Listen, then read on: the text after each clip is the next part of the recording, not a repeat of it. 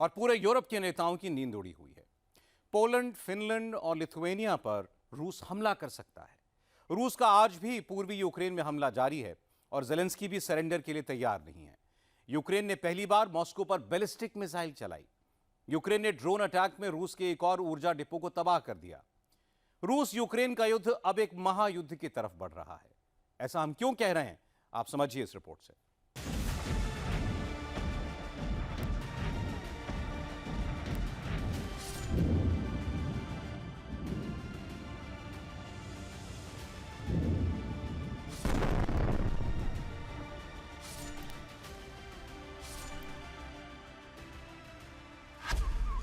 क्या रूस यूक्रेन युद्ध 26 देशों तक फैलेगा?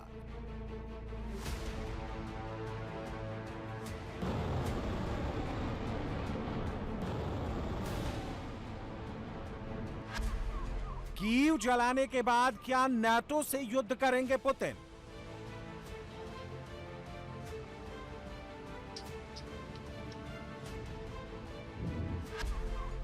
यूक्रेन के साथ साथ अब पोलैंड, फिनलैंड, लिथुआनिया रूस की हिट लिस्ट में है। यूक्रेन पर सबसे बड़ा हमला करने के बाद अब पुतिन पोलैंड पर अटैक कर सकते हैं। ऐसा करके पुतिन नाटो का रिस्पॉन्स देखना चाहते हैं।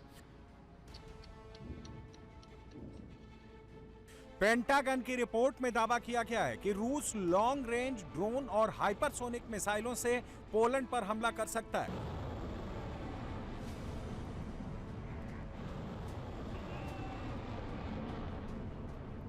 रिपोर्ट में यह भी खुलासा किया गया है कि पोलैंड पर रूस कहां से अटैक करेगा।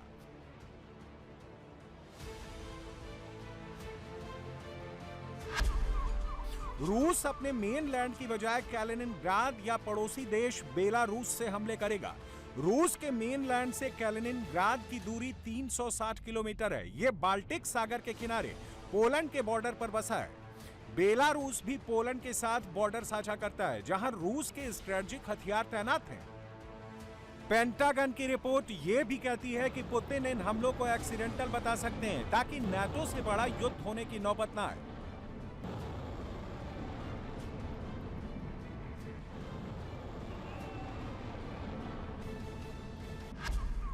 नाटो देश फिनलैंड ने अपनी जमीन पर परमाणु हथियार रखने पर लगी रोक हटा ली है। लिथुआनिया की संसद में अपने देश में परमाणु हथियारों की तैनाती के लिए सहमति दे दी है। मतलब अमेरिका, फ्रांस और ब्रिटेन में से कोई भी नाटो देश अब दोनों देशों में एटमी वेपन तैनात कर सकते हैं। पुतिन रूसी बॉर्डर से सटे देशों फिनलैंड और लिथुआनिया में नाटो के परमाणु हथियारों की तैनाती रोकने के लिए किसी भी हद तक जा सकते हैं। पुतिन के राइट हैंड दिमित्री ने खुलकर कह दिया है कि अब फिनलैंड रूसी परमाणु हथियारों की टारगेट लिस्ट में है।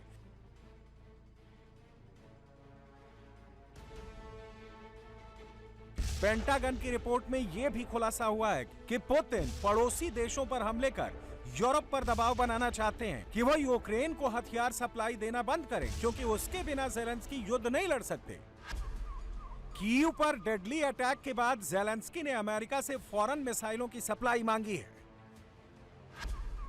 जेलेंस्की ने कम से कम 140 पैट्रियट मिसाइलों की डिमांड की है। उनका दावा है कि रूस की 70 बैलिस्टिक मिसाइलों को हवा में इंटरसेप्ट करने के लिए कम से कम यूक्रेन को 140 मिसाइलें छोड़नी पड़ती हैं। रूसी हाइपरसोनिक मिसाइलें हवा में दिशा बदलते हुए बहुत तेजी से टारगेट पर आती हैं, लिहाजा उन्हें इंटरसेप्ट करने के लिए एक से ज्यादा मिसाइल यूक्रेन को खर्च करनी पड़ती है।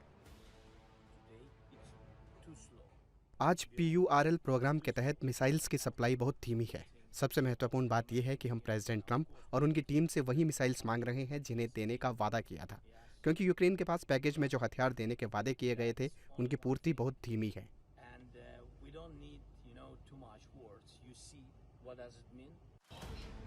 यूक्रेन पर रूस ने एक ही रात में 28 बैलिस्टिक मिसाइल चलाई थी। इनमें एक मिसाइल स्विमिंग पूल में जाकर टकराई। उस वक्त पूल में कुछ बच्चे स्विमिंग कर रहे थे। अचानक छत को फाड़ती हुई मिसाइल नीचे गिरी। उसके बाद पूल का क्या हाल हुआ वो तस्वीरों में देखिए।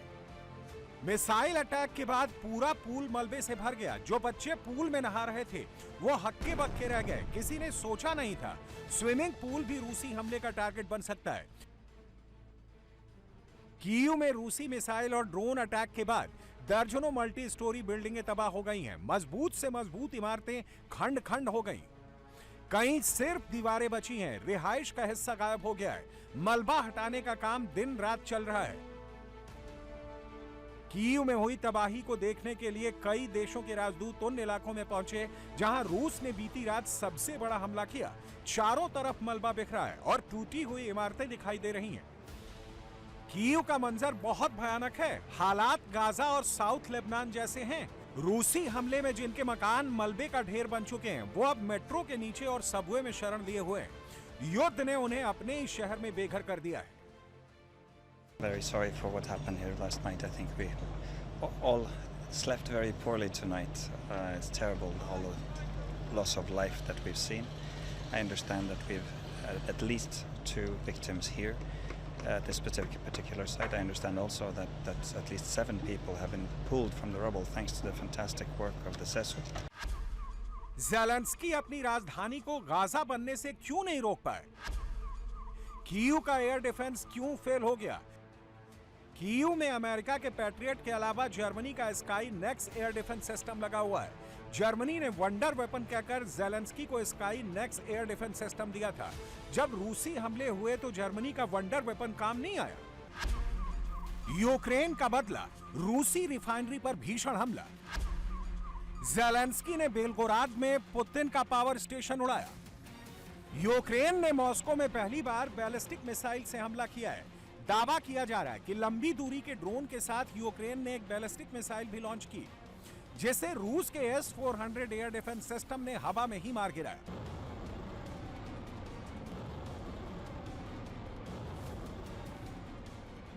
अठारह जून को यूक्रेन ने मॉस्को पर क्रूज मिसाइलों और ड्रोन से बहुत बड़ा हमला किया था।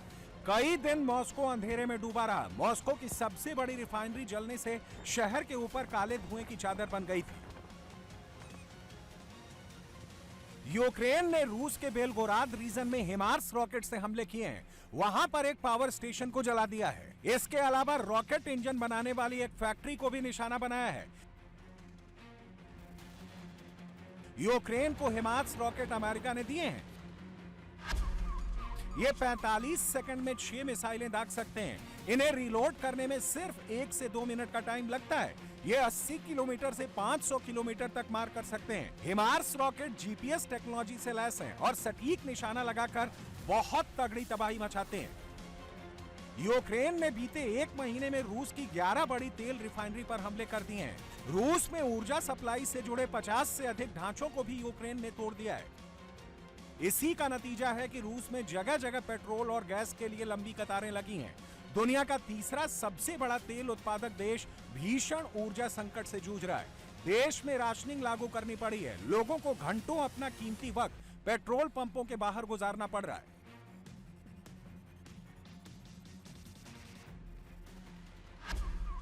रूस की रिफाइनरी यूरो 5 ग्रेड का तेल उत्पादन करती है। संकट की वजह से पुतिन ने यूरो 3 ग्रेड का तेल रिफाइन करने का आदेश दिया है। रूस ने भारत से भी पेट्रोल मंगाया है। गैसोलीन भी भारत से मंगाई। रूस के कीव पर हमले के बाद यूक्रेन में भी तेल और गैस का संकट बहुत बढ़ गया है। पेट्रोल पंपों और गैस स्टेशनों को बंद करने की नौबत आ गई है। यूक्रेन के ओडेसा सिटी में पेट्रोल और गैस क्राइसिस से परेशान लोग सड़क जाम कर प्रदर्शन कर रहे हैं। 48 घंटे से ओडेसा अंधकार में डूबा हुआ है। तेल और गैस के इंफ्रास्ट्रक्चर पर हमलों की शुरुआत ज़ेलेंस्की ने की थी। अब रूस के हमलों के बाद यूक्रेन में त्राहिमाम शुरू हो गई है।